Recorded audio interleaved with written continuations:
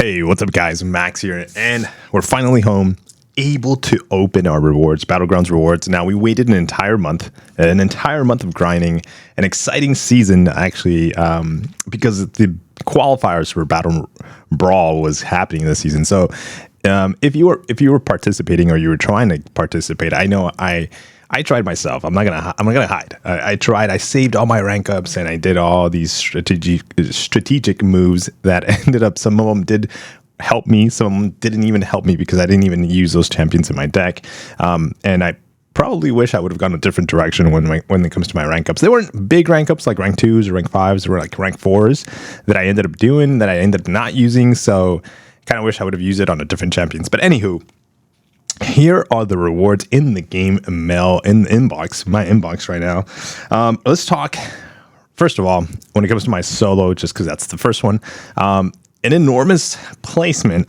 This is going on, it feels like a continuous situation, right? I keep placing fairly low when it comes to my solo placements, means that I contribute a lot of Elder Marks to get to these scores. Now, I placed number 9 out of all the summoners out there, you included. There's definitely people ahead of me, of course, number 1 all the way through 8.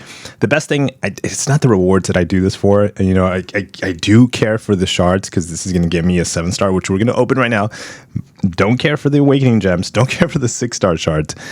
This is actually really nice because what I am going to be doing is I'm going to be looking at topping off almost every single of my 6 stars to SIG 200. I'm not going to be able to do them all, of course, but I am going to do a majority of them.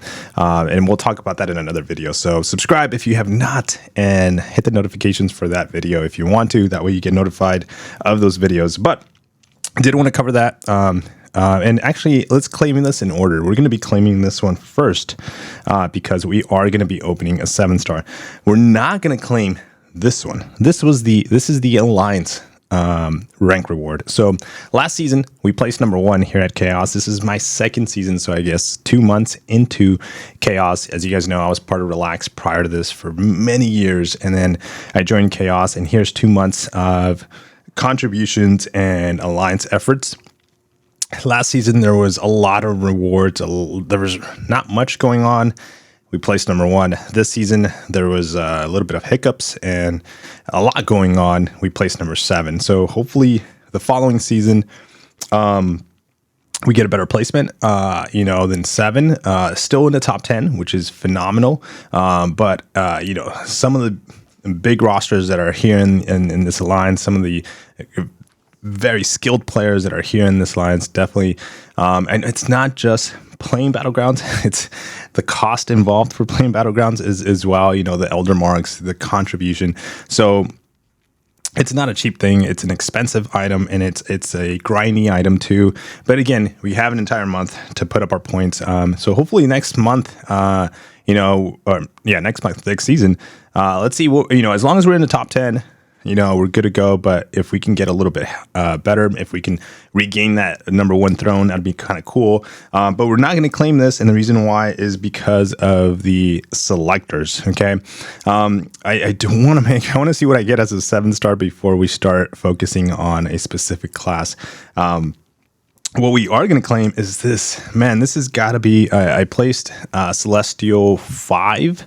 Throughout the entire season, it was a roller coaster of events and emotions. It was stressful. I made it all the way to Celestial 4 a couple of times, and dropped down all the way to Mysterium 1 within the same season, and then climbed back up and then climbed back down. I mean, there's so many good players out there. If you're watching this, thank you for playing Battlegrounds. Thank you for the matchups that we've done throughout the entire seasons, the losses, the wins you did on me. So overall, it was fun. I had a lot of fun with the crit me meta. I felt like you needed maybe a couple of little champions involved, but you'll notice that this last season, a lot of people with like rank 4s, even rank 3s, like Scarlet Witch's rank 3s, were defeating big rosters, were like, they would have a huge advantage. It's intimidating going up against a big account, but I feel with the crit me meta, it kind of gave as long as you had a couple of champions, you don't have to be a huge well. As long as you have a couple of key champions, you were doing good. And for defenders, you had a couple of key champions too as well. You were doing pretty good. But number 72, man, that's huge because we get 80,000 tokens. I can't promise that I'll be in Celestial 5 from here on out, but I think I am going to be trying. I didn't try Season 9 because I didn't even do any rank ups for Season 9. I just went with it with what I had, and I ended up in Celestial 6. Barely. So very happy with this achievement. Very happy with this. So, hopefully we can keep going with it. But of course, we're going to claim this because we get that 7-star crystal that we're going to open, and then we're going to be opening a 6-star relic as well. And then all these items we'll just have in our stash. So that is it when it comes to just overall, like everything involved when it comes to claiming and just, letting you know my experience of everything.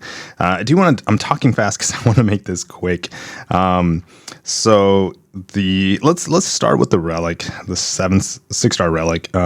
These are not easy to come by. I'm missing a lot of 6-star relics. I don't have that many. There's a ton of good relics out there. So I just, something that I don't have would be amazing. I just really, when it comes to this, again, something I don't have would just be great. And if I do have, I think I might get something. Oh, okay, that's really good. That's extremely good because I don't have that one. Yeah, that's brand new. And he works perfectly with one of my favorite champions, Spider-Ham, which rumor is he's coming as a 7-star, right? So that's super cool. Happy with that relic. Yeah, I'm like super stoked. Again, I didn't have it, so like I said, I wanted something I didn't have. Okay, when it comes to the 7-star, man, I don't want to hold you up here when it comes to like what I want, what I don't want.